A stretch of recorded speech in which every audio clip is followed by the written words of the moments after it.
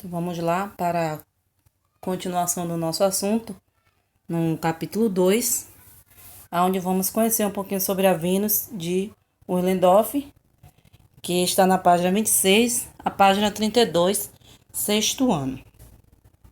A Vênus de Willendorf. Aí tem, que foi uma escultura de quase 30 mil anos e considerada obra-prima da arte paleolítica. Então ela representa a figura feminina, foi encontrada na aldeia austríaca com o mesmo nome do início do século XX. Mas essa mesma Vênus de Willendorf, hoje ela é também conhecida como a Mulher Willendorf, ou seja, é uma escultura que mede 11,1 centímetros de altura, representando uma mulher.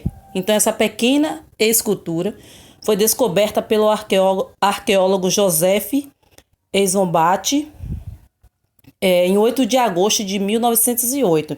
Então, durante as escavações realizadas no sítio arqueológico do período paleolítico localizado próximo a Willendorf. Quais materiais, foram feitos para a produção dessa escultura? O material utilizado para a produção foi o calcário oolítico, tipo de rocha não existente na região e colorido com ocre vermelho. Então, esta é uma escultura considerada uma idealização da figura feminina, apresentando a vulva, os seios e a barriga extremamente volumosos, que é característica inferidas à fertilidade. A mesma ela apresenta braços frágeis, dispostos sobre os seios volumosos, cabeça coberta provavelmente por tranças, formando um tipo de penteado. Então, para alguns arqueólogos, a Vênus ela poderia representar um sentido estético feminino para a sociedade primitiva, enquanto outros autores sugerem que a mesma ela representa um elevado status social na sociedade, como chamamos de caçadora-coletora. O que são caçadoras-coletoras? São pessoas ou grupo de pessoas que obtêm seus alimentos por meio da caça e da coleta de vegetais e além da relação óbvia com a fertilidade.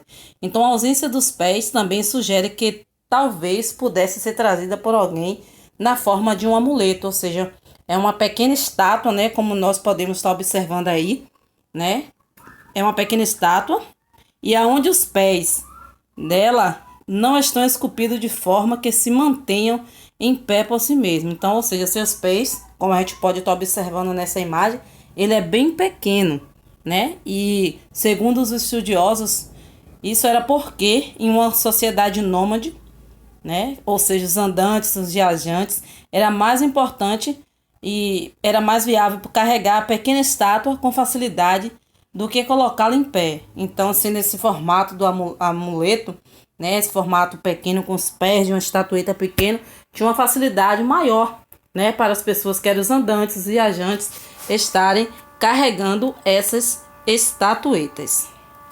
Esculpir e pintar. Nós temos aí dois temas importantes. Primeiro, a gente vai saber o que é esculpir. Esculpir seria entalhar em pedras, madeira ou até próprio pintar. Representar por meio de traços, cores, combinações de cores. Então, para cada tipo de material, há uma técnica, mais apropriada, que pode ser utilizados como metais, materiais industriais, como o plástico e o próprio isopor. Então, aí a gente pode ver que essa Vênus de Willendorf ela foi esculpida em bloco calcário, E diversos materiais, como vocês podem estar observando aí, foram utilizados para a construção dessa escultura. Aí nós temos o marfim, a argila e a madeira, E para isso, a técnica, ou seja, o artista o escultor ele utiliza a técnica mais apropriada, na utilização desses materiais também como o plástico e o próprio isopor. As cores na arte. Quando nós falamos de cores, nós estamos falando de quê? Primeiro a gente precisa saber o que é cor. A cor é um elemento poderoso na composição visual, seja ela uma pintura, uma publicidade ou um filme. É o que nos chama mais atenção quando nós observamos as mais diversas cores. Então ela transmite ideia e ao mesmo tempo causa diversas sensações nas pessoas. Então o significado das cores depende da cultura e da experiência de cada indivíduo. Porém, alguns símbolos ele pode ser universais. Então, nós podemos observar aí que diz assim: você já imaginou como são feitos esses pigmentos? Então, na verdade, esses pigmentos né? O próprio ser humano, ele extraiu as cores para suas pinturas da natureza. Atualmente temos à nossa disposição tintas industrializadas. Então, na época, as pessoas, ou seja, os seres humanos, extraíam as tintas da natureza para fazer a sua escultura, para fazer a sua pintura. Então, aqui nós temos 3 tipos de tinta extraído da própria natureza para ser usado no seu trabalho do dia a dia. Cultura e patrimônio.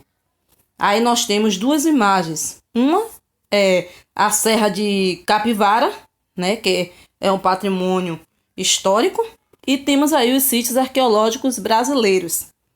E aí nós precisamos entender primeiro o que é patrimônio cultural, que envolve, na verdade, compreender a importância da cultura para a sociedade, e o conceito em seus viés, ele inclui o conjunto de conhecimento, ou seja, são os costumes, os hábitos, a arte e outros aspectos de uma dada sociedade. Então é uma noção que funciona como elementos de um povo. E aí, o que seria então esse patrimônio cultural?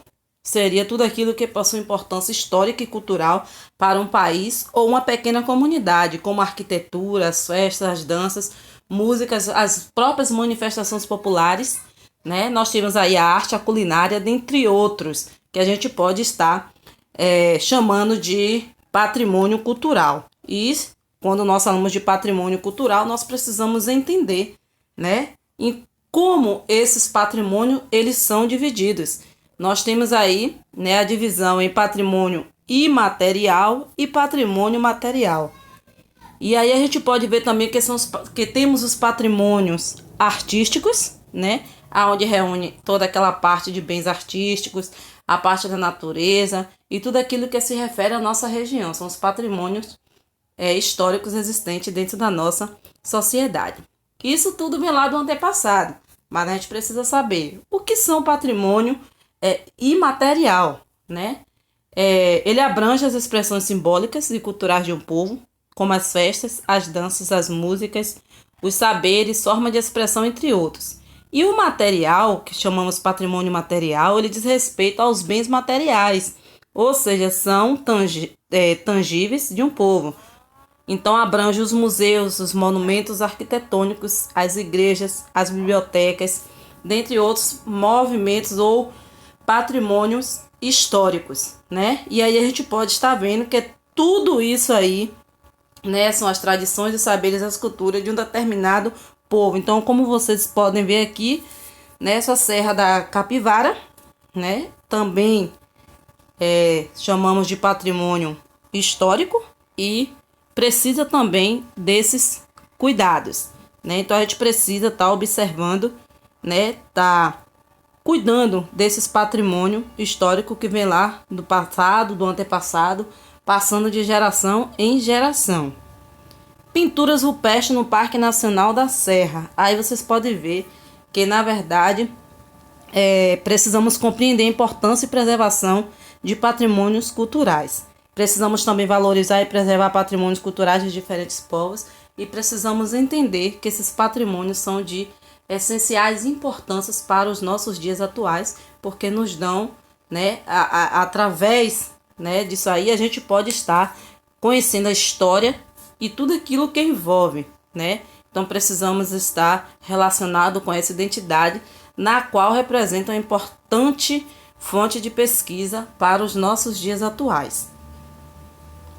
E aí segue abaixo, né, as páginas do livro para serem feitas e também a atividade que está lá no seu para ser feita também no seu caderno. Então aí nós podemos conhecer um pouquinho, né, da história de Vênus de Willendorf, né, que foi na verdade uma representação do papel da mulher na verdade na sociedade, e apresentando assim a mulher hoje nos status sociais dentro de uma sociedade. Então segue as atividades